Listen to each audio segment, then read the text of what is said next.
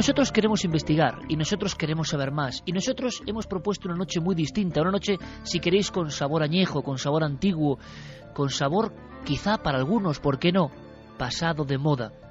Nos encanta de vez en cuando estar pasados de moda y acudir a esta zona inmensa, a esta zona solo acompañada por el ulular de la naturaleza y de la marisma, para saber si siguen ocurriendo esas cosas. ¿Y qué pasó con las cosas antiguas? ¿Qué nos enseñaban? Hay quien dice que, ni más ni menos que, vestigios de la Atlántida se ocultan en lo profundo, a 7 u 8 metros de estas zonas pantanosas inmensas. ¿Qué pasó con esas investigaciones? ¿Por qué se truncaron tan bien como se truncó la historia de las luminarias? Bueno, pues, como parte de nuestro equipo ha estado rondando de noche por el coto de Doñana, vamos a reabrir esta investigación. Vamos a reconciliarnos con ese último vergel, ese último paraíso para el misterio. Y os pedimos vuestra compañía. Comenzamos además, ya lo veréis, con un sonido, con un testimonio muy, muy, muy especial. Esta noche es aventura. Esta noche es viaje, esta noche es búsqueda de unas luces que parece que siempre han estado allí. Y vamos a comenzar, amigos, con un sonido, con un testimonio que a mí me pone los pelos de punta, sinceramente. Yo tenía muchas ganas de tener algún argumento, y lo iremos con toda la actualidad, para volver a rescatar, a resucitar esta voz que habla del coto de Doñana. Veréis, Antonio José Alés, fallecido hace un tiempo, hace unos años, reciente, fue el precursor de alguna forma de Milenio 3, con su programa Medianoche en la cadena SER. Aquí le hicimos un homenaje cuando nos enteramos de su muerte. Antonio José Alés tenía su particular Shangri-La en el coto de Doñana. Él le dio fama a esta zona, e incluso muchas alertas OVNI se ubicaron en estas marismas, en estas oscuridades. Sabía Antonio José Alés de la historia antiquísima, añeja, que acompañaba arqueológicamente al entorno. Pero además, él como fotógrafo, varias veces, varias noches, había visto surcar los cielos a esas luminarias, a esas luces, a veces con formas diversas. Había incluso asistido al comportamiento extraño de los animales, al silencio terrible de los animales cuando aparecían estas luces, que en ocasiones no surgían del cielo, sino de las propias entrañas, de la propia humedad, de la propia marisma, como si las expulsase, como si esa luz, como esa luminescencia fuese un poco guardiana de los secretos que aún están ahí, sumergidos. Bien, Alés convirtió este terreno en zona magnética, en zona caliente, en zona de avistamientos. Todo aquello se olvidó. Pero nosotros no olvidamos. Y a mí me gustaría empezar esta noche de nostalgia, con un documento emitido en nuestra misma cadena, en la cadena SER. Gracias al buen amigo Ramón Álvarez he podido acceder a esta especie de poesía. Hay una historia detrás de esta grabación que quizá no pueda contar en su intensidad, pero que me fue revelada por amigos íntimos de Alés. Era un momento malo para este locutor de vida misteriosa también. Era un momento incluso, podemos decir, de depresión. Y como nos pasa en ocasiones a los que amamos la radio, a pesar de la enfermedad, a pesar de la fiebre, a pesar de todos los pesares, cuando nos ponemos delante del micrófono y más si es amarillo y pone cadena SER, uno se viene arriba. Uno nota que algo le insufla el espíritu. Uno se siente en comunicación con los demás con este poderosísimo altavoz. Y eso le debió pasar a Antonio José Alés. Era una mala noche, una quizá de sus peores noches. Había perdido la fe. ¿Qué le estaba pasando al veterano locutor, estrella durante muchos años? Pero su productor Andrés Madrid tuvo la feliz idea de ponerle unas canciones, unos rasgueos de guitarra, algo que aparentemente es absurdo comparado con el misterio. Pero entonces Alés sufrió una extraña resurrección. Conectó mentalmente, conectó su alma con el misterio de Doñana. Y hablar de Doñana no puede hacerse sin empezar con este documento. Son unos minutos, pero os pido toda la atención, porque esto es ser maestro en la radio. Esto es ser maestro en la radio. Por supuesto, sin leer nada, como los viejos maestros de siempre, simplemente sintiendo la música y sintiendo que su casi cuerpo astral se marchaba de Madrid, ascendía por la Gran Vía, viajaba al sur y llegaba a la oscuridad de Doñana. Escuchad, escuchemos y sintamos. Hablemos del coto de Doñana. Está situado, como saben ustedes, en la provincia de Huelva. Sus playas dan al océano Atlántico. Y desde aquí enviamos saludos cordiales a los que a estas horas de la noche tienen la fortuna de tener el coto de Doñana como horizonte. Saludos cordiales a ellos porque verán las estrellas con todo su esplendor, porque podrán comprobar una vez más la existencia de esas misteriosas luces de origen desconocido que acuden cada noche sin ser llamadas. A estas horas, en el coto, el aire del Atlántico se ha llevado el calor del día y solo queda el cielo limpio. Algún que otro caballo perdido en la noche trota ansioso de amanecer por la inmensa llanura. Amanecerá con una ligera neblina, como un celaje maravilloso de nubes bajas que ocultarán discretamente el enorme sol rojo del nuevo día. Y cuando amanezca, emprenderán el vuelo los milanos. Yo soy como los milanos. Vuelo constantemente buscando algo que no termino de hallar. Todos somos como los milanos. Hay que verlos dando vueltas y vueltas allá arriba, pendientes de sus pequeñas metas. Los milanos solo buscan el sustento. Hay miles y miles. Ellos conocen bien el coto y saben todo lo que hay que saber sobre las misteriosas luces que aparecen en la noche. Las águilas reales, 4 o 5 parejas nada más, sobrevuelan orgullosas mirando con desprecio a los milanos. Todos los animales del coto miran con envidia a las águilas, porque solo ellas están seguras. Nadie puede matar a las águilas. Los milanos se apartan, reconocen la grandeza de las águilas. Son tan pocas. Las luces misteriosas no aparecen de día. Solo en la noche surcan lentamente los cielos. Si algún día me pierdo, que me busquen en el coto. ¿Se acuerdan de Shangri-La? La ciudad mítica en la que se encuentra la vida eterna, la felicidad. Para mí el coto de Doñana es Shangri-La. Cada uno debemos tener un Shangri-La, un lugar en el que perdernos, un sitio en el sur con el que soñar. Un refugio ideal en el que calienta el sol y las olas fuertes y frías del Atlántico ponen el contraste. Los que estéis ahora allí, tenéis la grave obligación de disfrutar de la paz del paisaje, de la bruma de la noche, de las luces míticas que desde siempre han estado en las marismas, en los senderos, esas luces que se esconden entre los pinos, los eucaliptos y las jaras.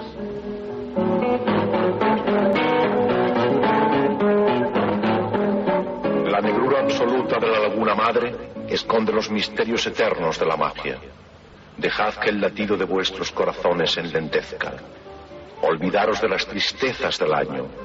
Dejad que el alma se llene de la brisa del mar. Y si tenéis la fortuna de ver una de esas luces, huid. Huid porque ellas son las auténticas dueñas del coto. No crucéis solos los campos en la noche, porque si lo hacéis, escucharéis voces que no debéis escuchar. Veréis vestigios de mundos ignorados y quizás os quedéis atrapados para siempre por los enigmas eternos del coto. Los milanos están quietos. Las águilas se aprietan en sus nidos. Los ciervos se agrupan. Los flamencos rosados anhelan el nuevo día, porque las noches del coto son diferentes. Puntos luminosos cruzan el espacio. Atención, mucha atención. No salgáis ahora a los campos. Podría ser peligroso. Esperad el amanecer, el suave amanecer de la marisma, porque el día es vuestro, pero no entrad en la noche, porque miles de luces misteriosas os vigilan. Auténtica pieza maestra, un momento absolutamente histórico de la radio. Antonio José Alés hablando del coto de Doñana y hablando con esa emoción. ¿Qué le habría pasado al popular locutor de radio en esas marismas solitarias? Vamos a intentar descubrirlo y vamos a saber algo más, porque los casos se han ido reproduciendo. Ha habido aterrizajes de extraños objetos, por ejemplo en la zona de Los Cabezudos en 1985, con investigación militar y de la Guardia Civil. Ha habido personas que han visto salir de las lagunas estructuras y no solo luces. Ha habido incluso encuentros, como decíamos, con extraños personajes. No solo nos referimos al coto, sino a toda un área de influencia grandísima, extensísima, y que sin duda, observando todos los catálogos del misterio en España, representa la más intensa, la más poderosa, la de mayor número de casos importantes. Y eso, esa concentración de misterio en ese entorno concreto, creo, amigos, que merece por lo menos Vamos a hacer una cosa, enseguida abrimos líneas de contacto, enseguida planteamos una pregunta y enseguida además pedimos información porque hemos recibido diferentes, por eso hacemos este programa, diferentes testigos han escrito a nuestras vías de contacto, a la Nave del Misterio en Facebook, nos hemos puesto en comunicación con ellos, precisamente en la zona de Huelva, Badajoz, observaciones diferentes en esta última semana y algunas son muy gráficas y muy extrañas y vamos a escucharlas y han ocurrido, digamos, a gran nivel por esa región de España.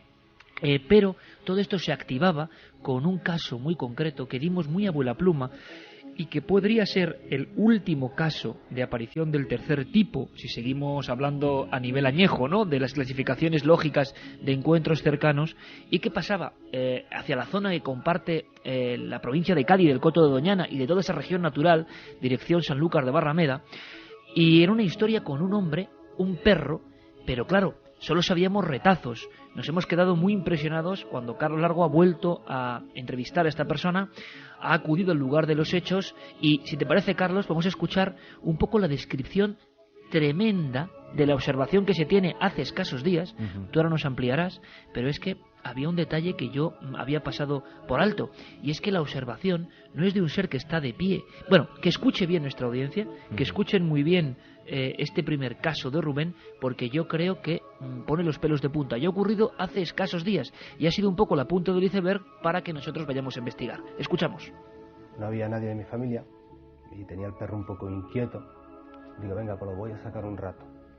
Lo amarré con mi correa, como es habitual, y tiré camino hacia el final.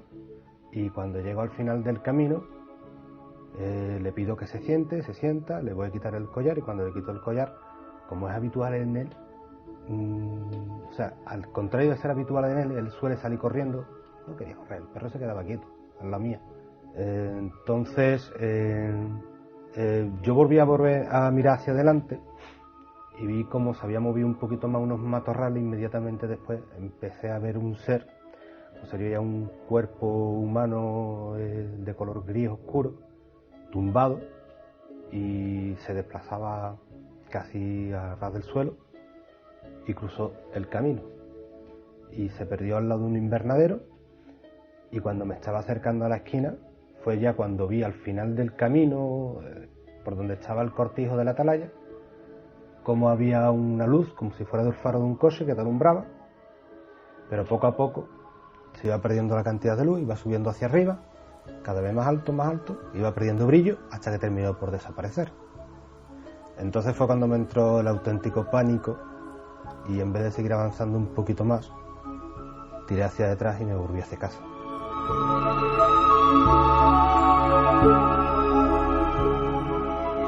Claro, un pánico más que comprensible, un pánico tremendo y, hay que decirlo, lógico, porque la observación, aparte de la extrañeza de lo que ha descrito el testigo, es que es de un ser reptando, un ser que está arrastrándose, que más parece casi una actitud de reptil más que de ser humano o de hombre cuerpo a tierra, y que esto no lo habíamos analizado en la primera observación, en este caso, que tanto nos ha llamado la atención. El miedo, ese pánico que comenta Carlos, sigue presente, sigue estando vivo, y hablamos de un caso muy reciente. Sí, hablamos justamente de este mismo año, a finales del mes de enero. Como tú mencionabas, Rubén es un hombre joven, padre de familia, que vive a las afueras de Sanlúcar de Barrameda, en una zona conocida como la Atalaya. Este es un espacio que está prácticamente ocupado por invernaderos y viejas fábricas y una grandísima explanada de campo donde suele pasear a su perro.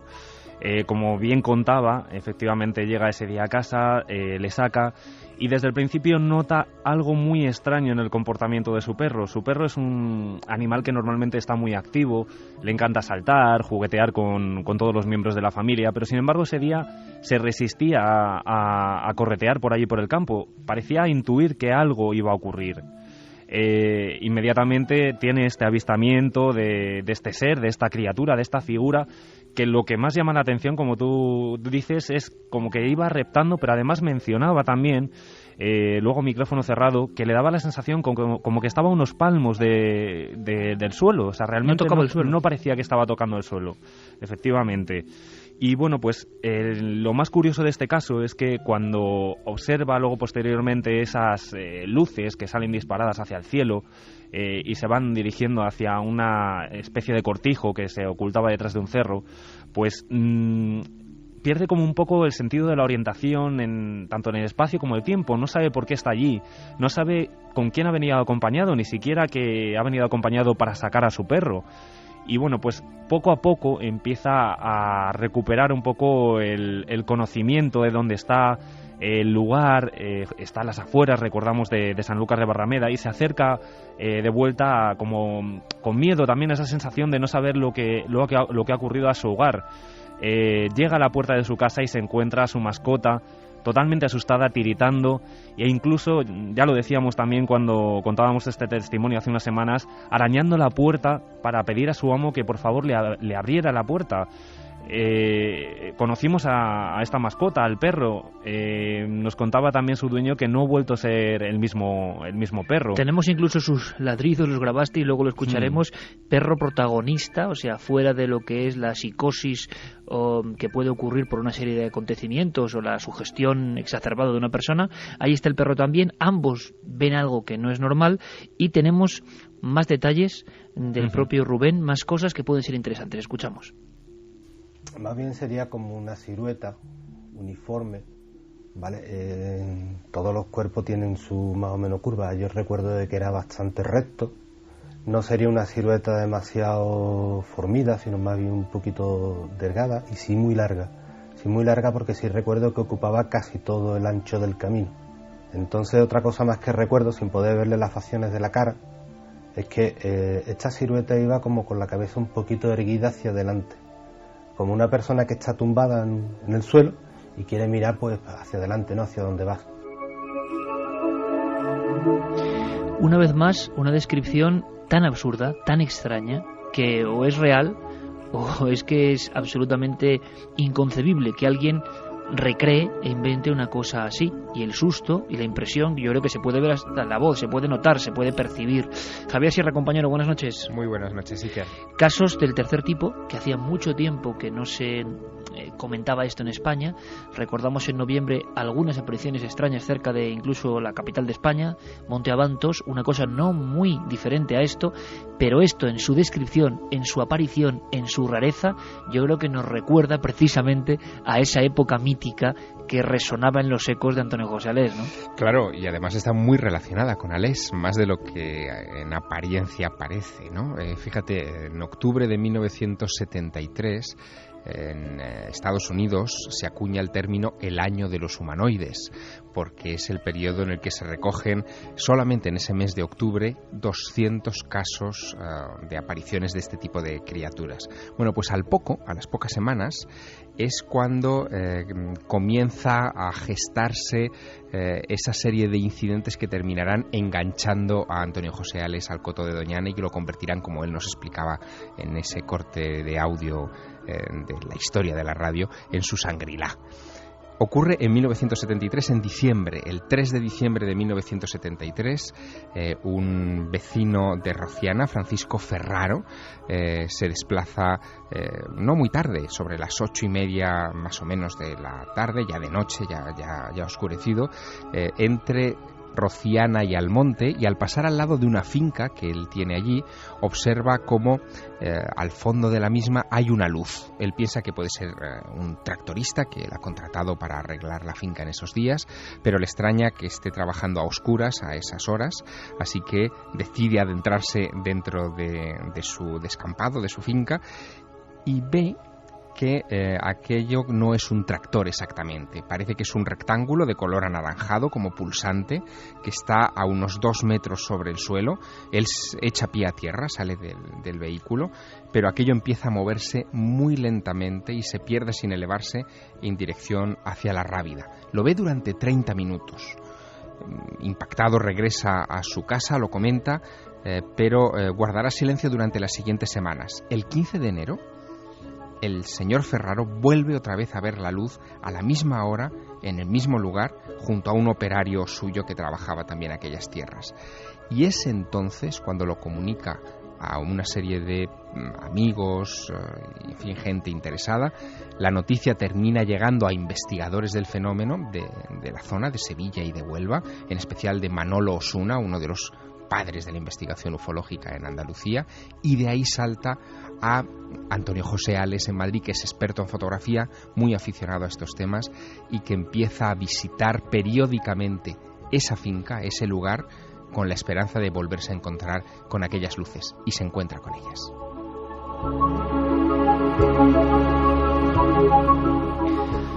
No solo se encuentra con ellas, Javier, sino que incluso hay que decir que las logra fotografiar, las logra capturar con sus cámaras en más de una ocasión. Y esto supone para él un reto enorme. Las luces están ahí. Esta noche vamos a escuchar incluso posibles explicaciones. Hay personas de dentro del coto que no solo han visto las luces a muy corta distancia, sino que también hay otro tipo de opiniones sobre el tipo de fenómenos que podría estar detrás todavía hoy, de este tipo de apariciones. Hablamos de una zona absolutamente despoblada en su germen, en su núcleo duro, en lo que es el coto, de noches no tocadas, es decir, no vamos a decir, asaltadas por la conducta humana ni por las construcciones humanas, es decir, la naturaleza, repito, tal y como era. Y en ese entorno parece que estas luces, y quizá tengan algo más que ver con la naturaleza que con lo exógeno, se siguen comportando de la misma forma. Enseguida vienen las noticias, por lo tanto, Carlos, lo que hacemos es ampliar líneas de contacto y os lo digo, escucharemos también testigos de última hora en España que afirman haberse topado con estas luces. Hablamos de días como el 27 de febrero, o sea, hace nada y a poca distancia. Quizá haya una reactivación del fenómeno OVNI, no lo sabemos, o del fenómeno que esté detrás de todo esto.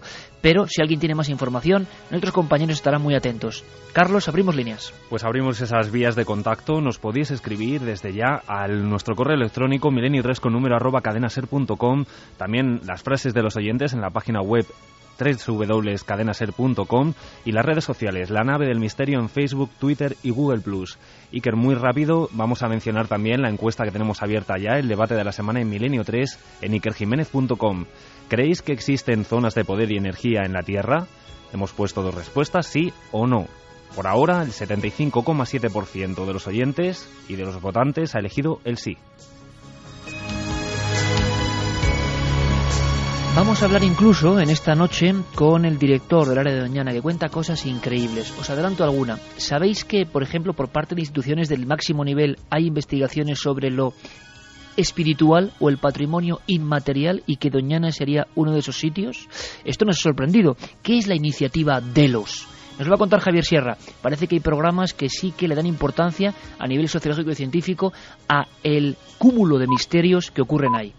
Ahora vamos con noticias, toda la actualidad de la semana. Esta semana el informativo del misterio viene cargado de noticias sobre Jesús y el cristianismo. Comenzamos con el hallazgo de un evangelio apócrifo que fue escrito hacia el año 200 y que narra un exorcismo realizado por Jesucristo.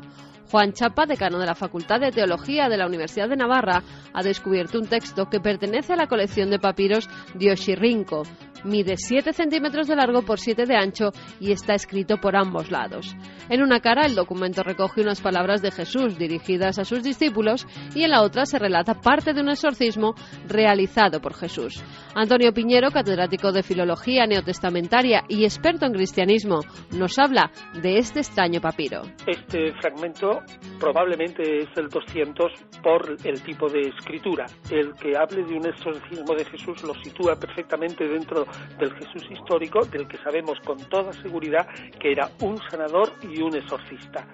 Lo que es interesante es que los cristianos en el año 200 siguieran recogiendo nuevos exorcismos de Jesús, lo cual significa que probablemente el descubridor tiene razón al afirmar que una de las actividades propias de los cristianos en ese momento era expulsar los demonios. Simcha Jakobovic, director de documentales y arqueólogo aficionado, asegura haber encontrado restos de algunos de los 12 discípulos de Cristo. Asegura haber hallado debajo de un bloque de pisos de Jerusalén una cámara del siglo I que contiene varios cofres funerarios de piedra caliza. Gracias a un robot se ha podido ver que uno de los osarios llevaba grabado un pez con lo que parece ser una cabeza humana en la boca. Los expertos creen que se trata de Jonás, porque en el Antiguo Testamento se dice que pasó 3 días en el vientre del pez gigante que se lo tragó, así como Cristo estuvo 3 días en la tumba. El arqueólogo y compañero de Ser Historia, Nacho Ares, nos habla de este controvertido descubrimiento. En este caso es Simka Jakobovich, que dice haber encontrado debajo de unos apartamentos en Jerusalén una ubicación bastante inaccesible, a la que él ha llegado por medio de un robot, ¿no? Unas tumbas de un tamaño también extraño para lo que podríamos esperar de un supuesto Galileo, que nada tendría que estar enterrado aquí, ¿no?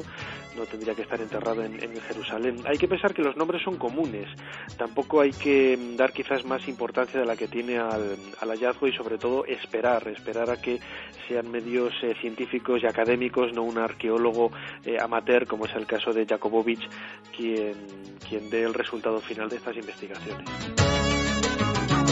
Y viajamos hasta Turquía, al Museo de Etnografía, donde están estudiando una Biblia de 1500 años de antigüedad. El libro consta de 52 páginas escritas en letras de oro y en siriaco, un dialecto del arameo. Está hecha en piel de animal y recoge ilustraciones de la última cena entre Jesús y los 12 apóstoles. Diferentes medios de comunicación publicaban que podría tratarse de una copia de la controvertida Biblia de Barrabás, que concede a Jesús el papel de otro profeta de Alá. Antonio Piñero nos habla de esta extraña Biblia. Se trata de un grave error, no es un evangelio de Barrabás, sino de Bernabé, el presunto o casi seguro compañero de Pablo. Es un documento del siglo XVI, es de origen árabe y lo que pretende es favorecer a Mahoma diciendo que Bernabé da testimonio de que Jesús tuvo una visión sobre cómo existiría Mahoma en los siglos futuros. Pero como es del siglo XVI, está muy alejado de Jesús y no tiene mérito histórico ninguno. Y acabamos con una exposición llamada Lux in Arcana, Luz sobre el Misterio, que se está llevando a cabo en el Museo Capitolino de Roma. Por primera vez se muestran 100 documentos del Archivo Secreto Vaticano que están comprendidos entre el siglo VIII y la primera parte del siglo XX. La compañera de la agencia EFE nos dice qué documentos podremos contemplar. La bula papal que dividió a América entre España y Portugal, las actas del proceso a Galileo Galilei, una carta de parlamentarios ingleses solicitando la anulación del matrimonio de Enrique VIII con Catalina de Aragón, el proceso a los templarios de Francia, la bula que excomulgó a Martín Lutero, una nota escrita por María Antonieta poco antes de ser ejecutada o una carta de unos sacerdotes prisioneros en el campo nazi de Dachau son algunos de los tesoros que hoy ven la luz. Pergaminos, manuscritos, registros y códices de los últimos 12 siglos forman parte de la exposición Lux in Arcana, Luz sobre el Misterio. Estaremos muy atentos a todos estos hallazgos y dentro de una semana volveremos con mucha más información aquí en Noticias del Misterio.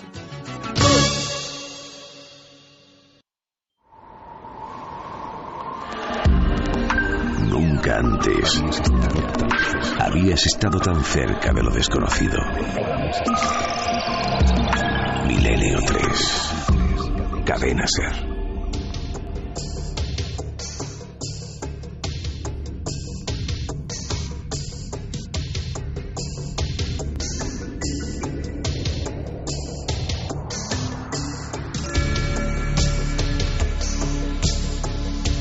Le dije al compañero Noel Calero, como siempre en los mandos de esta nave radiofónica del misterio, que Vangelis tenía que ser banda sonora fundamental esta noche, porque tiene ese sabor, esa historia. En fin, lo sé, no tenemos remedio. Espiritualmente, y siempre lo estaremos, permanecemos unidos, encadenados a una serie de temas, de historias que nos emocionan. Y por eso queremos emocionarnos y viajar con la imaginación con todos nuestros amigos. Ahora, sobre todo por el mérito de Antonio José Alés, que duda cabe, todos nos encontramos de alguna forma planeando sobre unas inmensas marismas oscuras. Desde la más remota antigüedad, no cabe duda, una zona de poder.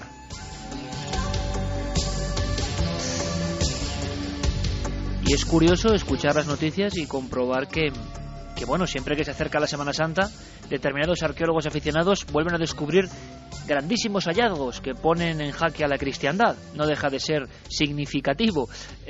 Interesantes documentos, eso también, desde otro punto de vista. Y si queréis saber más, por ejemplo, de ese Jesús exorcista y de los exorcismos en general, pues Carmen Porter va a dar una conferencia en esos míticos ciclos de charlas del Padre Pilón. Todo nuestro abrazo para José María Pilón y su grupo EPTA. Juan Bravo 13, el próximo lunes a las 7:30.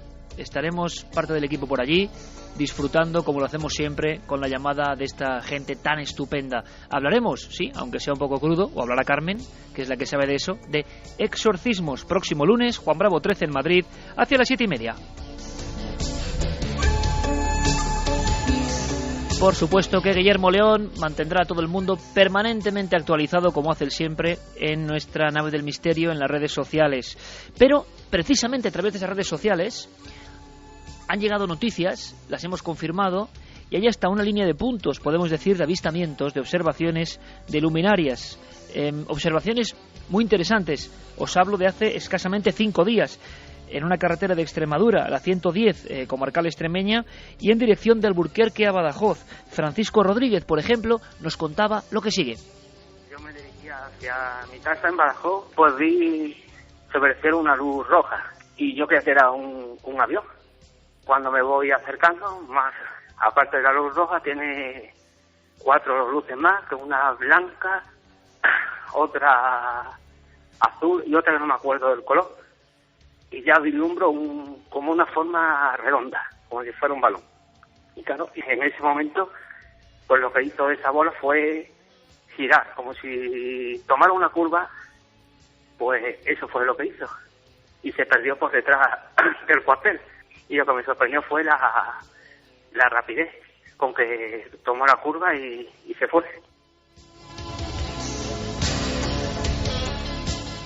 Podemos afirmar que se trata de observaciones de última hora, observaciones que están ocurriendo sobre nuestro país y muchas, curiosamente, zona de Badajoz, Huelva. Si tenéis más datos, por favor, poneos en contacto inmediatamente con todos nosotros. Estábamos planeando sobre las marismas de Doñana, patrimonio de la humanidad, y siendo espacio natural, no construcción humana, resulta bien curioso este marchamo o este merecidísimo galardón.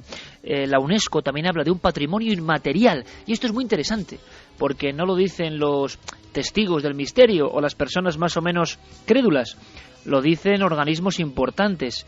¿Qué es eso del patrimonio inmaterial? Quizá esta noche, a raíz de Doñana, podemos aprender cosas de estudios que habitualmente no se cuentan. Antes de eso, para cerrar ese bucle mítico, aunque luego hay algún documento que a mí particularmente me hace latir muy fuerte el corazón, escuchamos de nuevo a Antonio José Alés, 1979, plena época de esplendor, plena época de noches de alerta en ese hombre que hasta en el hospital pues escuchaba de vez en cuando Milenio 3 o veía Cuarto Milenio, y eso nos emocionó muy profundamente. Para él nuestro homenaje ligado a Doñana, a esa zona telúrica. Le preguntaban en ese informativo, los ovnis son noticia, Antonio José, ¿por qué una y otra vez vuelves a Doñana? ¿Qué pasa allí? Y esto es lo que contestaba. Antonio Alés, otro de los asistentes, tituló su ponencia Mis experiencias en el coto de Doñana. Y nosotros nos acercamos para preguntarles por qué tantos avistamientos ovni en el coto de Doñana, Antonio. Bien, porque es una zona desértica, porque hay una fauna riquísima, porque hay una base en Rota de submarinos atómicos, porque hay una base aérea en Morón de la Frontera, porque está el estrecho de Gibraltar, porque está muy cerca de una zona política donde hay constantes conflictos como es el Próximo Oriente, porque si una civilización extraterrestre quisiera venir a la Tierra para comprender toda nuestra problemática, todo lo que está sucediendo socialmente, políticamente, militarmente, conocer qué tecnología disponemos cuando vamos a hacer una guerra, naturalmente sería un punto ideal, teniendo en cuenta además que tendría muy pocos testigos, porque como habéis podido ver en las diapositivas que he proyectado, es una inmensa llanura donde no hay nadie, si acaso un águila o un milano que cruza de vez en cuando el cielo, y también algún hombre, pero esto ya es más problemático, más difícil. Y también algún ovni, decía Antonio José Alés. El director de Doñana hoy sigue la senda de otros directores del espacio natural, y esto nos parece muy interesante. Han sido muy poco reacios, no han cerrado las puertas, han sabido que esas luces las ha visto allí todo el mundo, y tendrán algún misterio, algún secreto, o se podrán explicar. Pero los diferentes dueños, entre comillas, de las llaves del mundo de Doñana siempre han sido amables y han querido saber más. Muchos incluso han sido testigos. Hoy comanda toda esa zona maravillosa Juan Carlos Rubio. Y Juan Carlos Rubio nos contaba algo que es muy interesante y que, como digo, se cuenta poco. La sensación de que además de la naturaleza, además del lince como símbolo, además de toda esa fauna, todo ese paisaje, y dicen que uno de los cielos más impresionantes del mundo, más claros del mundo, y quizá eso tenga que ver con las observaciones, también hay un patrimonio inmaterial, y esto evidentemente nos hizo aguzar el instinto. Le escuchamos. Mucho más allá de las propias especies y de los ecosistemas o de los socioecosistemas con la presencia del hombre y su actividad, que trascienden estos aspectos y que se introducen en el ámbito de lo inmaterial. La UNESCO mismo también está reconociendo en estos momentos a nivel internacional pues el papel de ese patrimonio inmaterial en espacios protegidos, en sitios, en conjuntos patrimoniales que tienen que ver con usos, con costumbres, tienen que ver con la espiritualidad.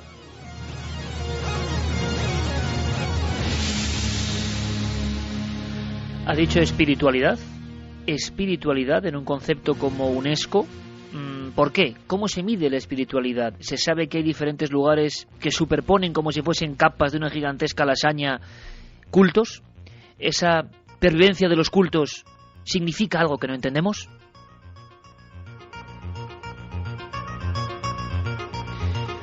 Bueno, pues lo que viene a continuación, en el fondo, es un marchamo interesante para todo esto. Iniciativa Delos. ¿Habéis escuchado hablar de ella? Yo en mi vida, hasta que Juan Carlos Rubio, el director de Doñana, nos la mencionó. Y creo que Javier tiene más documentos, pero escuchemos al director del Espacio Natural de Doñana hablándonos de esos proyectos que ocurren, digan lo que digan, pese a quien pese, y que tienen que ver, yo no sé si con el folclore, la etnografía o la permanencia de cultos desde el Neolítico o la prehistoria en un mismo lugar, y eso hace a esos lugares lugares de poder, y no lo dicen los escritores esotéricos, por ejemplo, lo dicen auténticos especialistas. Escuchamos. Hay una iniciativa también de carácter internacional, la iniciativa Delos, que incluso a nivel científico estudia en estos momentos, por ejemplo, la coincidencia de la existencia de centros de culto, de espiritualidad que coinciden en el mundo con zonas protegidas conservadas, y este es un asunto que es repetitivo a lo largo de toda la biosfera.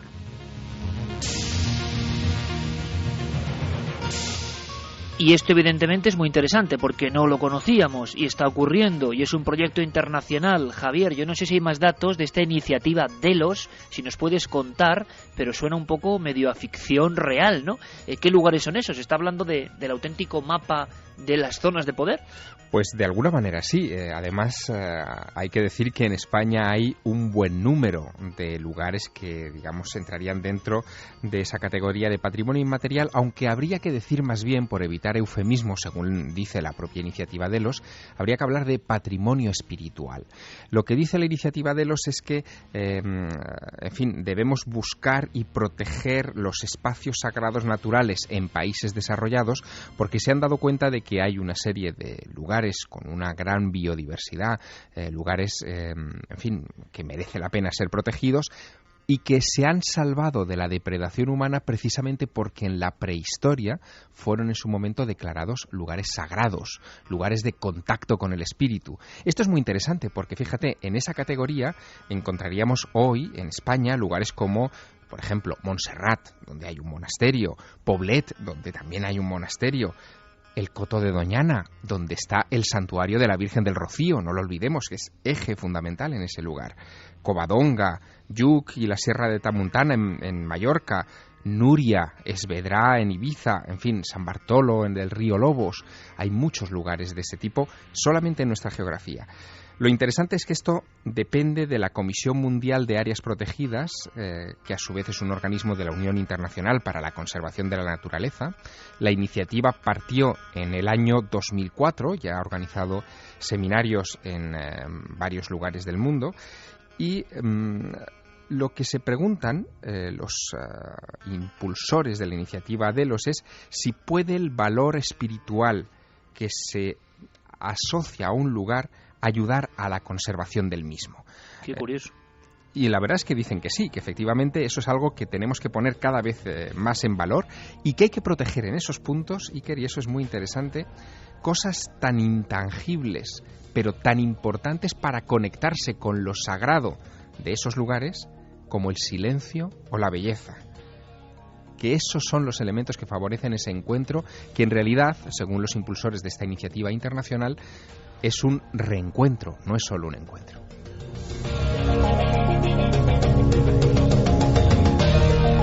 Y no deja de ser curioso, compañeros, que en estos lugares concretos marcados por el poder desde la antigüedad, en todos los que has mencionado, en todos ha habido casos de encuentros con estas luminarias una y otra vez. Es como si estas luces populares las bautizasteis así, Jesús Callejo y tú, en un trabajo, parece que custodian, que guardan, que planean sobre estas zonas donde hay, por ejemplo, yacimiento arqueológico o zona de culto, como la famosísima Virgen del Rocío, que en las investigaciones diversas ha demostrado que es un culto muchísimo más antiguo y transformado con el tiempo. Es muy probable que la presencia de estas luces desde la prehistoria haya sido uno de los factores que ha contribuido a convertir ese lugar precisamente en sagrado.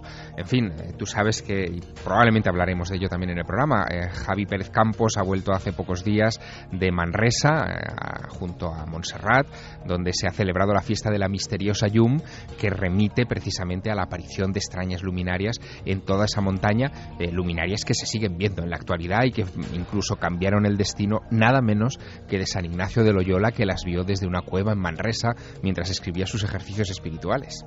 Vamos a escuchar más casos, más historias. Carlos Largo ha podido contactar con personas. Yo no sé cómo está la situación actualmente, Carlos, pero hubo los grandes grupos, el grupo Jerén, el grupo Olivares, los grupos de Rociana, que peinaban toda la zona del Coto como si tuviesen la sensación de que vivían al lado del gran triángulo de las Bermudas español, por hacer algún símil de la época, ¿no? Un sitio donde podían ocurrir muchas cosas. La mayoría de esos grupos, como ocurrió con la ufología española, empezaban con mucho entusiasmo, con muy pocos medios, y se acababan disolviendo. Pero es verdad que algunos registraron con sus clips, sus folios y sus pocos medios casos interesantísimos que son parte de la historia de los misterios españoles. Has logrado contactar con personas de estos grupos, con personas de lo más diverso, que no olvidan aquellas noches y noches durante años, con focos, intentando conectar con lo que sea que apareciese en el Coto de Doñana, ¿no? Sí, entre ellos, como mencionabas, el grupo Olivares, al que pertenece nuestro amigo José Luis Hermida,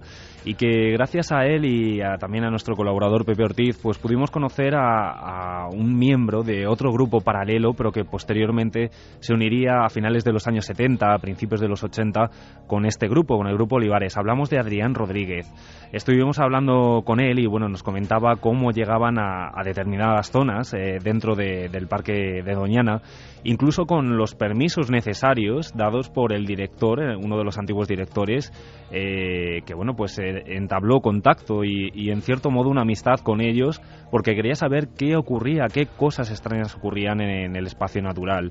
O sea, que había una preocupación, sí, incluso de los propios directivos, como hemos dicho, a lo largo de los años, no es de ahora. Desde los años 70 existe esa preocupación porque alguien explique lo que las personas que trabajan en toda esa zona están viendo noche tras noche. Sí, además esos permisos se daban anualmente, nos enseñaron uno de ellos que tienen de hecho enmarcado y bueno, todavía se siguen reuniendo, no para hacer quizá estas alertas ovni como las denominaban ellos, pero sí que siguen debatiendo sobre estos fenómenos y tienen un archivo numerosísimo de casos que han recogido en distintos puntos, y uno que además pudimos conocer de primera mano gracias a uno de los guías de Doñana, a José María Galán, que nos llevó hasta la Cuesta de Maneli, uno de los puntos para mí más enigmáticos de toda la visita por el Parque de Doñana, porque pudimos ver el atardecer, un atardecer que yo jamás había visto y donde el cielo abierto, como decíamos antes, mostraba esas estrellas y esas constelaciones igual que aquí en las grandes ciudades yo creo que no podemos volver a ver nunca.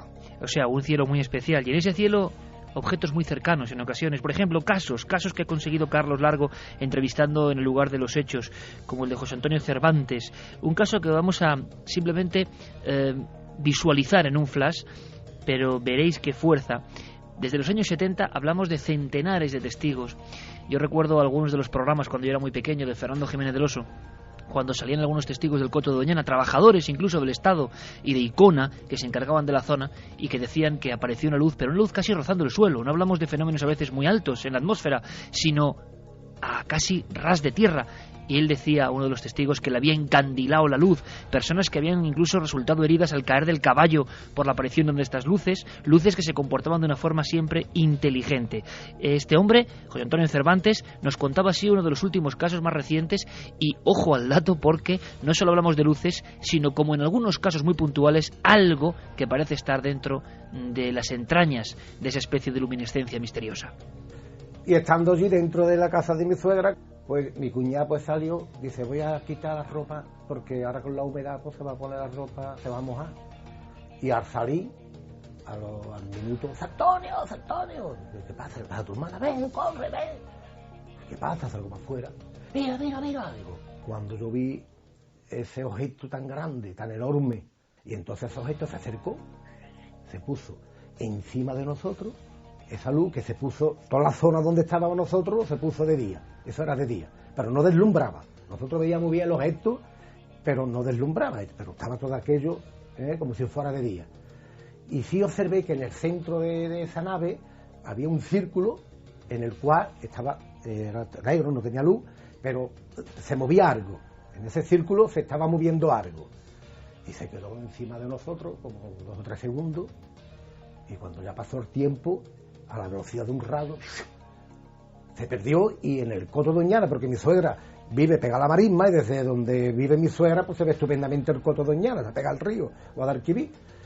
Y claro, entró en el Coto de Doñana, y al momento de entrar a la mijita pues salió una luz más pequeña, también de color, una tiró para la derecha inclinada, otra para la izquierda, y ahora otra luz salió ya vertical, derecha para el centro. Y se perdió en el cielo. Esa expresión, nos quedamos, y con esa gracia, ¿no? Y con ese arte, contando los testigos de buena fe lo que han visto, y han visto cosas bastante grandes. Son añadiduras de la imaginación, elementos que se ponen después por el shock de observar una luz que quizá tenga explicación, o no. No lo sabemos, Javier, pero este es el caso tipo, y es un caso más reciente, que demuestra que por lo menos desde que se tiene constancia, y desde que hay ufología en nuestro país, sea aficionada o no, archivando casos y visualizando los cielos, tenemos unos 40 años de observaciones, y este sería el caso prototipo. Luces que surgen y que se pierden en ocasiones de nuevo en las aguas o en la propia marisma. Sí, además esto conforma un dossier que a estas alturas es prácticamente inimaginable e inmanejable, ¿no? Piensa que el primero que comenzó a recopilar toda esta información de una manera un tanto sistemática fue un maestro de Umbrete en Sevilla, Manuel Osuna, que, se hizo muy famoso en su época, años 70 sobre todo, porque pese a ser además un escritor y un colaborador de los medios de comunicación en aquel tiempo, sobre todo se convirtió en un obsesivo compilador y yo te diría que examinador de esa información. Estableció una red de corresponsales, de investigadores a los que ponía a prueba permanentemente de múltiples maneras. Él quería gente honesta a su lado, su sobrenombre era Honest Man, el hombre honesto, y recogió, fíjate Iker, en su vida 350 casos que reunió en 94 voluminosos compendios. La mayoría eran de Sevilla y de Huelva, precisamente de la zona del Coto, y la mayoría de esos casos los recogió entre el año 61 y el año 76. Imagínate lo que hay ahí, tesoros que se siguen actualizando en nuestros días con nuevas informaciones como esta que acabamos de escuchar. Adrián Rodríguez, Javier, Carlos, es uno de esos miembros de los antiguos equipos de investigación y equipos que en ocasiones todavía han logrado sobrevivir y se mantienen sin la actividad de otros tiempos, y quizá esos tiempos buenos regresen, como regresan algunos de los casos. Pero es muy interesante este detalle. Las autoridades, ya desde aquel tiempo, haciendo peticiones de alguna forma, colaborando, diciendo, venid dentro del Coto, porque esto hay que investigarlo. No era la inversa, no eran los investigadores los que iban intentando pedir una noche de permiso para poner sus cámaras, sus pocos medios e intentar otear el espacio. No, eran los directores de Doñana los que abrían, los que daban luz verde. Hace muchísimo tiempo yo conocí a un científico francés que vino aquí a investigar y me sorprendió de la forma que calificaba esta zona, porque decía que se la conoce en Francia como el triángulo de los ovnis, y corresponde una zona comprendida entre Huelva, luego barriendo toda la costa de Doñana y llega hasta Cádiz o hasta el Estrecho, donde existen más avistamientos. Escuchábamos en este caso a Liana Romero, una de las investigadoras de los grupos de investigación en la zona de Doñana, evidentemente antes de escuchar a Adrián Rodríguez. ¿Y hasta qué punto la fama de estas noches de investigación y de esta especie de telurismo o lo que sea de la zona llegó a trasladarse a otros países? Sin duda el científico francés, nos imaginamos que era François Louange, uno de los grandes investigadores de lo que sería la NASA en Francia, del CNES, que pasó noches y noches en Doñana intentando explicar qué demonios pasaba con esas luces que entraban y salían de las aguas. Ahora sí escuchamos a Adrián Rodríguez, le escuchamos hablando de esos permisos únicos en la historia del misterio en nuestro país. Hasta el 75-76 teníamos conocimiento de que en Doñana habían cosas extrañas que estaban pasando. Entonces nos decidimos, un amigo y yo, al principio, estábamos unidos con el grupo de Olivares, estuvimos hablando con el director y nos dijo que sí, que nos podíamos entrar, podíamos pasar al Coto de Doñana porque habían cosas que a ver si se las explicábamos, porque eran cosas muy extrañas. Y desde entonces conseguimos el permiso y empezamos a entrar los dos grupos, el grupo nuestro y el grupo de Olivares. Y esos grupos empezaron con sus aventuras nocturnas que algunas acabaron en noches de auténtico terror, noches donde pensaron incluso entrar en contacto con algo. Se empezó a experimentar por vez primera en España, año 74, con el asunto de las grabaciones magnetofónicas y el fenómeno ovni, cosa que nunca se había hecho, y esto ocurre en la zona de Rociana del Condado, en un caso muy célebre del que algunas veces hemos hablado, el caso del Condesito, donde hay apariciones de fotografías, siluetas extrañas, grabaciones magnetofónicas y un grupo de personas pasando la noche a la intemperie. Pero, cómo no, al final todo tenía su recompensa. Estos grupos acudían a la zona y, a diferencia de lo que suele ocurrir habitualmente, que uno va a una alerta ovni y no suele pasar absolutamente nada, y tenían el encuentro con el misterio, encuentros de lo más diversos, encuentros diferentes a lo largo del tiempo, encuentros como este que nos cuenta ahora Adrián Rodríguez. Eso era sobre las 12:30, 1:45. Entonces aquella noche notamos que no se escuchaban animales ni había nada, un silencio anormal, y en aquel momento vimos como a 50 metros una masa de luz enorme encima de los árboles que lo iluminaba todo. Eran las dos puntas rojas grandes y en medio blancas, y aquello fue tremendo. Nos quedamos asombrados de momento, nos volvimos para coger las cámaras y hacer señales, y en los próximos segundos que pasaron, ya cuando nos volvimos para la masa de luz que había, se iba alejando.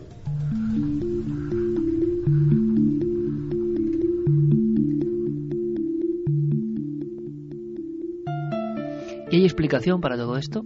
¿Hay explicación física? ¿La propia marisma y el entorno generan estas luces? ¿Hay algún tipo de posible explicación atmosférica? Vamos a indagar un poco más. Carlos, eso sí, repasamos rápidamente lo que dice nuestra audiencia. Vamos a recordar las vías de contacto, nuestro correo electrónico milenio3@cadenaser.com, también nuestras redes sociales en Facebook, en Twitter y en Google+, La Nave del Misterio, y por supuesto la página web cadenaser.com. Pues por ejemplo, Iker, mira, Manolo alias Estallido nos decía: creo que existen puntos donde confluyen ciertas energías que antiguamente se podrían considerar de poder, pero que hoy en día se consideran fenómenos atmosféricos o puntos donde los magnetismos de la Tierra son más acusados. Vicente Sempere también nos decía: el poder está allá donde el ser humano se encuentre, indiscutiblemente. Hay sitios llamados de poder que de alguna manera amplifican o catalizan el subyacente del ser.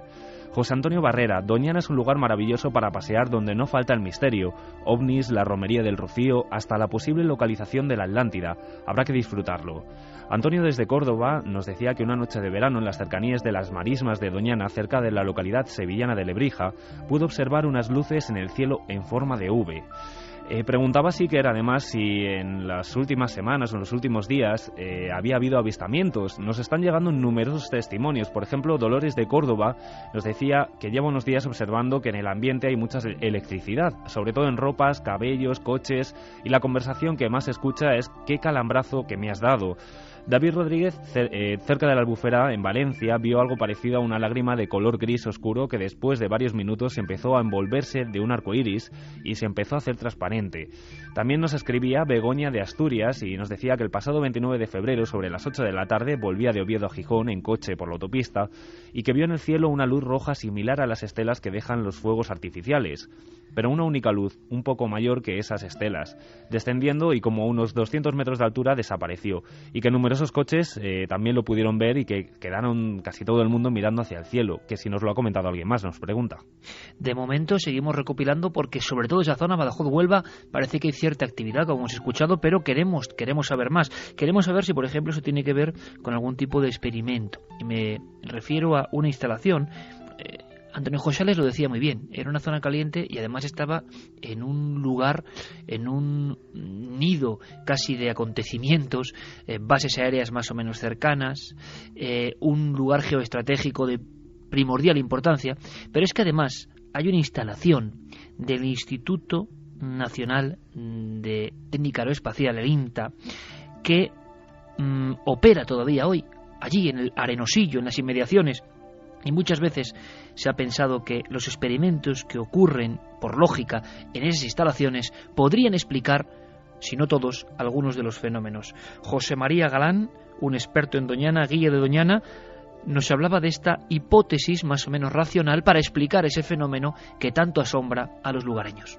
Sí, yo tengo constancia de que se tratan de bólidos. Bólidos son una roca, unos meteoros de aproximadamente el tamaño de una pelota de ping-pong, una pelota de tenis aproximadamente, que al impactar contra la atmósfera, según el ángulo en el que venga y el tipo de material que lo produzca, pues produce un destello sin sonido, y en el que se hace durante 2 o 3 segundos se puede percibir los colores, o sea, se puede percibir el verde, se puede percibir el color de la arena, de la tierra, y la explicación es esa. Además se puede contrastar también con información del INTA, que está bastante cerca y registra con frecuencia fenómenos similares a ese.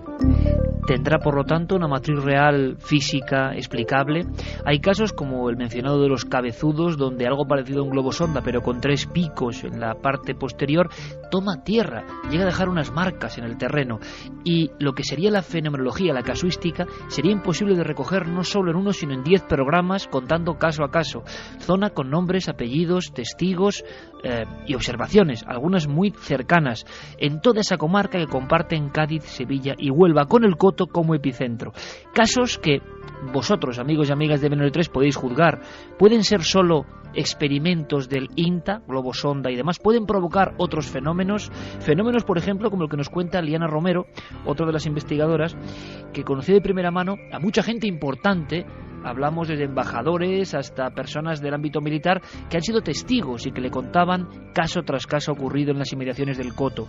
El alcalde de la población de Bornos, en Cádiz, fue, por ejemplo, testigo, junto con gran parte del vecindario, de un suceso tremendo, extraño, que nos parece raro incluso desde el punto de vista de la explicación racional por parte del INTA. Una luz, escuchad, paralizante. Y yo tuve la oportunidad de hablar con el alcalde de Bornos, que me describió como una noche, se despertó en plena noche y vio su habitación estaba inundada totalmente por la luz esta blanquecina, y se quiso tirar de la cama a ver, a asomarse a la ventana a ver qué era, y no se pudo bajar, estaba inutilizado, vamos, como paralítico. Pero este señor me describió entonces que llamó a la mujer no se pudo levantar tampoco.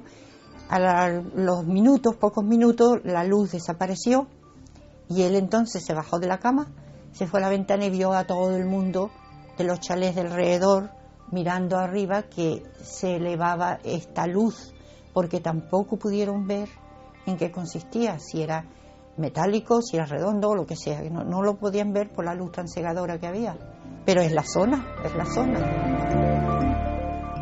Casos, como comprobaréis, potentes, casos que generan cierta acción sobre el cuerpo humano, en algunos casos en los escasos tendidos eléctricos que rodean la zona.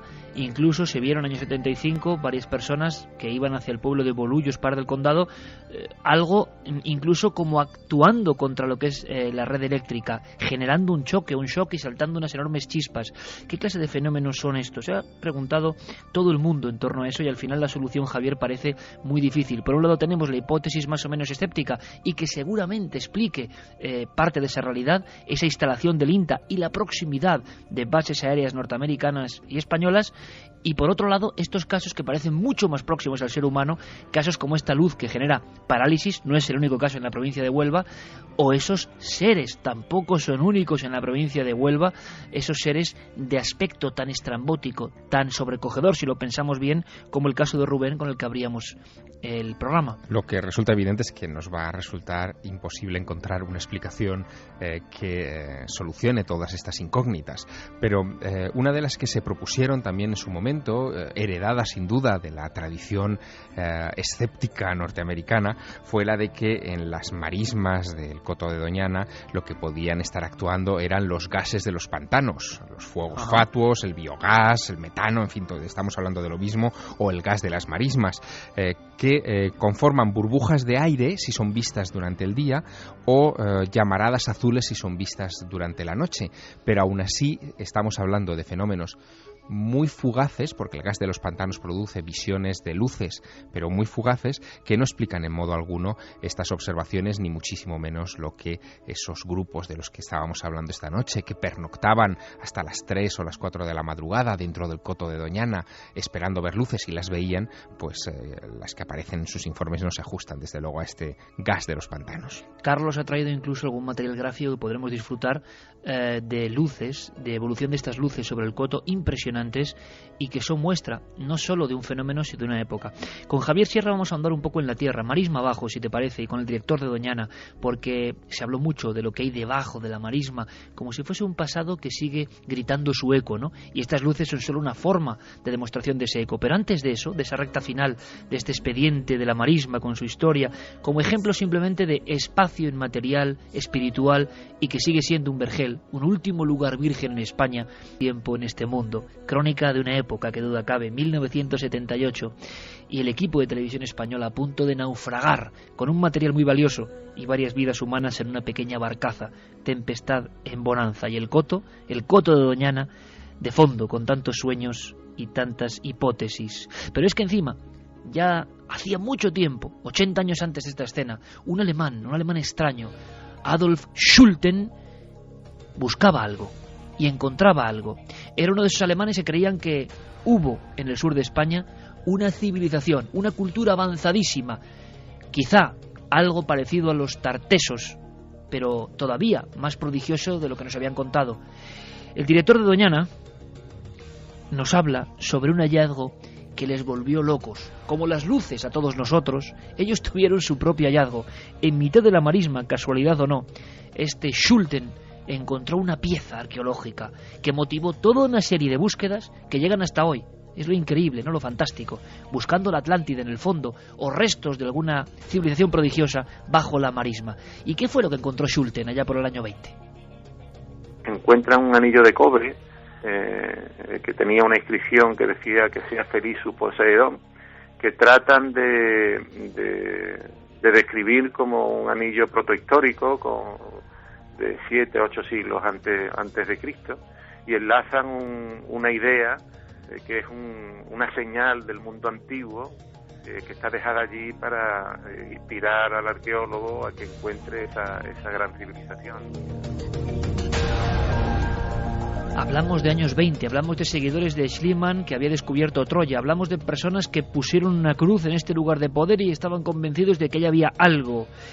Después, hacia el 2004, todo el mundo, National Geographic incluido, se enteran y divulgan algo sorprendente, con noticias y fotos vía satélite. ¿Qué pasó con todo aquello? Le preguntamos, claro, al director de la zona, al director de Doñana, Juan Carlos Rubio.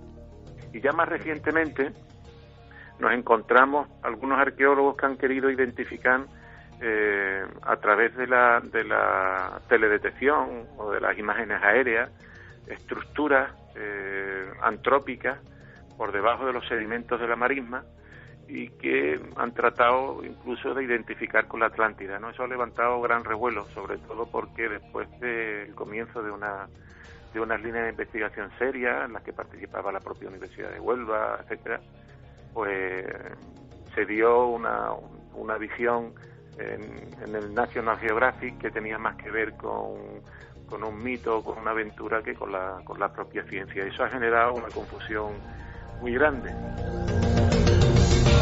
Aquí sí que tenemos un punto para la polémica, Javier, la sensación de que hay algo, equipos que investigan, universidades que se centran, lugar que se perimetra y algo pasa que ya todo se olvida. Pues lo que pasa es que el doctor Rainer Kine, que es el alemán que hizo todo este trabajo para National Geographic y el que condujo aquel documental que se estrenó el año pasado, hizo una mezcla un tanto extraña que ha levantado mucha polémica, y es identificar la antigua Tartessos, que, en fin, Adolf Schulten, como tú antes mencionabas, identificó que estaba en esa región, con la mítica Atlántida. Él cree que se trataba de lo mismo, que obedecían a las mismas descripciones del mundo antiguo, y eso, desde luego, generó mucha inquietud entre los científicos onubenses, porque los que participaron y ayudaron en el trabajo de rodaje de National Geographic no estaban al corriente de esas ideas. Pero fíjate, esto es muy curioso, porque toda esa zona, como tú muy bien dices, está siendo objeto de observación por parte de padres de la arqueología desde los años 20 hasta hoy. Adolf Schulten no solamente se dedicó a buscar Tartessos en Doñana y encontró aquel anillo que nos contaba el director de este espacio natural, sino que en su momento había ingresado por la puerta de oro de la arqueología española, trabajando en Numancia, ni más ni menos que en la mítica Numancia, en Soria, y trabajando codo con George Bonson, un inglés que hizo también muchas excavaciones en la zona, que acá en Andalucía conocían como Don Jorge Bonsor. Él llegó a ser incluso hijo adoptivo de Carmona y se compró el castillo de un pueblo que a ti te sonará mucho, que es Mairena del Alcor. Hombre, claro. O sea, pues imagínate, él excavó Baelo Claudia, que también te sonará muchísimo. Y es un... Hablamos de mítico, es mítico, ¿eh? Así es. Y este personaje trabajó durante muchos años como marchante de uno de los hombres más ricos de los Estados Unidos, de Archer Huntington, que fue el que puso en marcha la Hispanic Society en Nueva York, que bueno, es un lugar increíble, colosal en esta ciudad, donde se conservan, por ejemplo, los famosos cuadros de Sorolla, ¿no? Bueno, pues Archer Huntington, que como te digo es uno de los hombres más ricos del Nueva York de los años 20, llega a financiar a Don Jorge, a George Bonsor, la búsqueda de la Atlántida, porque él también mezclaba un poco Atlántida, Tartessos, en el coto de Doñana. Pero se encontrará con un montón de dificultades, porque la duquesa de Tarifa no le daba los permisos a don Jorge para excavar. Él hizo todo lo posible, incluso a nivel político en Madrid, para que le dieran el permiso para encontrar esos restos de Atlantis en España, y finalmente no los recibió. Y en ese mundo de los años 20 de Huelva, que es fascinante porque es la época también de la explotación de las minas de Río Tinto, de la presencia de ingleses, de compañías inglesas importantes en esa zona, aparece una dama exótica que aquí en España no se la conoce mucho, y que dejó escrito un libro que jamás se ha traducido al español, que se titulaba Atlantis in Andalusia, la Atlántida en Andalucía. Caramba. Sí, se llama Elena Wishaw, y allí se la conocía como la inglesa de niebla. Fundó una escuela anglo-hispanoamericana de arqueología que llegó a identificar algunas de las grandes piedras de la muralla árabe de Niebla, que es una muralla impresionante también cerca de toda esta área geográfica que nos ocupa esta noche, con piedras movidas por los antiguos atlantes. Ahí es nada. Bueno, pues todo eso coincidió en esa galaxia de los años 20, se apagó durante muchas décadas hasta este asunto de Rainer Kine y National Geographic, que en fin nos ha dejado más dudas que respuestas, pese a que ellos buscaron incluso restos de esos muros ciclópeos, incluso en zonas sumergidas, es decir, en las costas enfrente del coto de Doñana, sin encontrar ninguna evidencia convincente, al menos.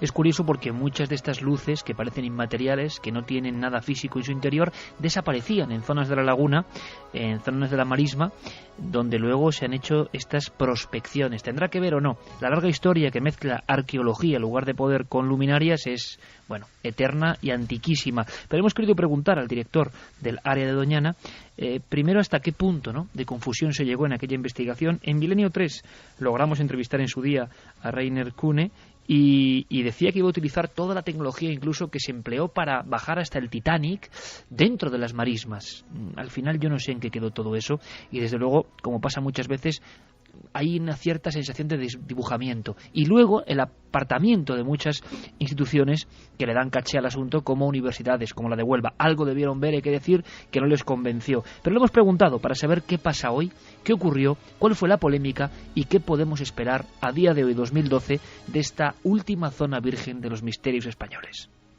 A 7, 8 metros por debajo de los niveles actuales del suelo de la marisma, demuestran la presencia de acumulaciones conchíferas y de arena que son claramente identificables como tsunamis antiguos datados en esa época. Con estos datos y con la interpretación de esas estructuras se ha querido montar toda una teoría que según entiendo yo, pues no tienen un gran fundamento, entre otras cosas porque estas personas que han tratado de identificar estas estructuras en muchas ocasiones han confundido cuestiones muy evidentes y muy recientes, como infraestructura ganadera con no más de 150 años, como esas posibles estructuras. En todo caso, esos proyectos de investigación están en vivo, están pendientes de realización de catas que permitan profundizar y abundar en ese conocimiento, y ya veremos, ¿no? Está abierto a cualquier cosa que podamos encontrar.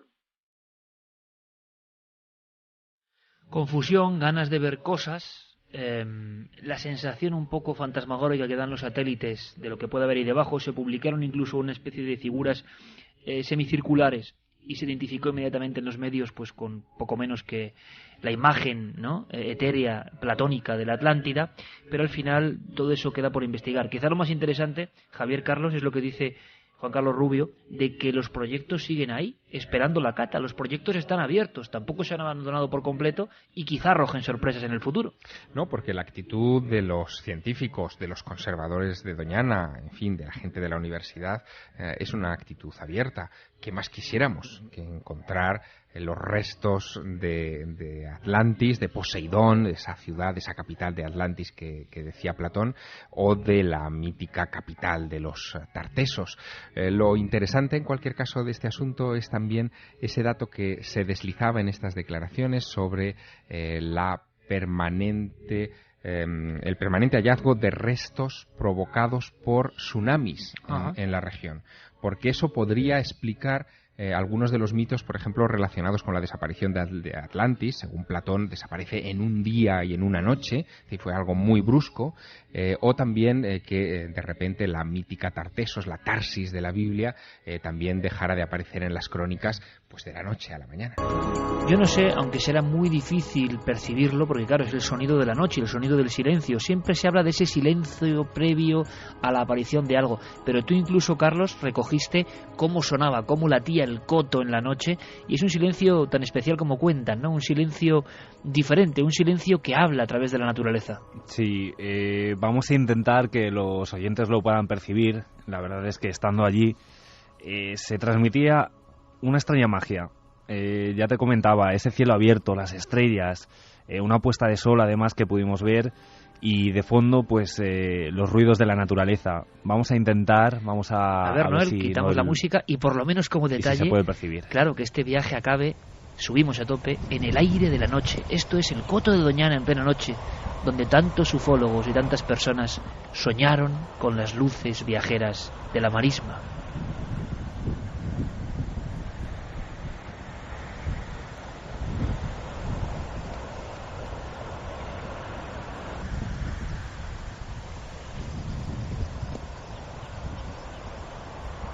Se oye en verdad de fondo los graznidos, yo por lo menos con los cascos escucho ese latido de la naturaleza, y al final, amigos, yo creo que esa es la sensación, donde la naturaleza apenas es tocada, pervive el misterio porque es parte de ella, pervive una especie de cosa inmaterial que nos puede parecer sobrenatural, pero poco hay sobre la naturaleza.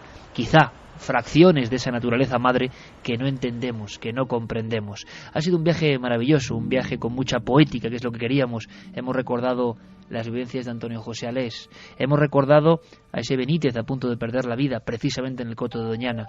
Hemos escuchado esos testimonios absolutamente absurdos en algún caso, pero que han ocurrido, ojo, en este mismo año 2012, que es ese reptante, quizá uno de los últimos encuentros con humanoides. Y lo lógico en este programa de nostalgia, de viaje, de planeo por una zona virgen que recomendamos, que hay que visitar, que hay que ver, que hay que sentir sobre todo, y aprendiendo además que grandes instituciones piensan en los lugares con, vamos a decirlo, patrimonio inmaterial. ¿Y cómo nos gusta eso del patrimonio inmaterial?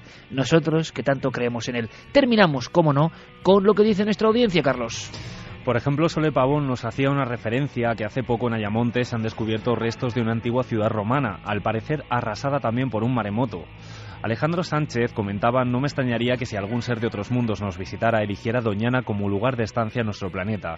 Carlos Alfredo, de Soria, también nos decía: ya son muchas apariciones de este tipo de seres. Creo que estamos siendo observados y estudiados por seres cósmicos y puede ser que se den a conocer pronto, por la cantidad de apariciones que hay por todo el mundo. Fran de Córdoba nos decía: ¿podría haber algo misterioso debajo de las marismas? No es la primera vez que se comenta que han pasado cosas extrañas como luces y comportamientos extraños de los animales. Creo que se debería investigar. Carmen de Sevilla nos decía que justo anoche emitieron un documental de National Geographic en el que unos científicos investigaban este tipo de luminarias. En la noche oteaban un horizonte de frondoso bosque desde una colina y grababan con cámaras de visión nocturna. Eso quizá puede ser Hesdalen, Javier. Podría ser Hesdalen, efectivamente, en Noruega, las luces de Hesdalen.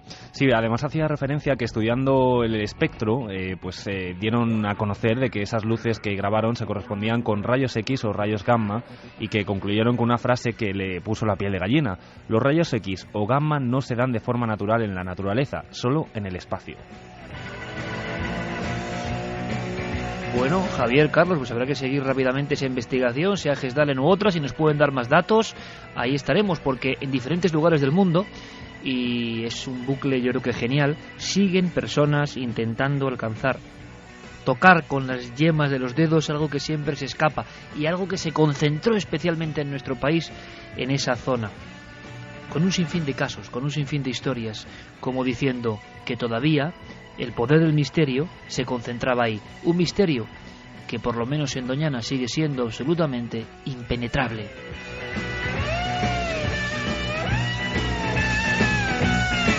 Javier Sierra, compañero, como siempre, algunos documentos, ¿verdad?, de esos que llegan al alma, documentos de la historia de la radio y de nuestros viejos maestros, y la demostración de que, bueno, hay que seguir investigando, aproximándose al misterio, y como siempre, que es un honor hacerlo contigo. Mañana nos vemos en la tele, compañero. Así lo haremos. Hasta pronto, Iker. Un abrazo. Y en nuestra siguiente hora muchísimo contenido, muchísima conspiración, dramatización. Ya que hablamos de Andalucía, ya que hablamos de seres extraños, ya que hemos empezado con una observación tan bizarra, tan rara, vamos a ir con un caso increíble, lo digo ya, increíble y alucinante, pero que fue portada de muchos periódicos, que causó auténticos quebraderos de cabeza en una barriada de Málaga, que hubo persecución policial. Y vamos a ver todo eso recreado. Después Santiago Camacho, con toda la semana llena de noticias de conspiración. Una de ellas habla de plutonio en sangre, otra del renacer de Wikileaks. Y alguna cosa final que me tiene a mí la cabeza reconcomida, algo muy extraño, una canción invocadora de ovnis. Bueno, en fin, todo eso después, en Milenio 3.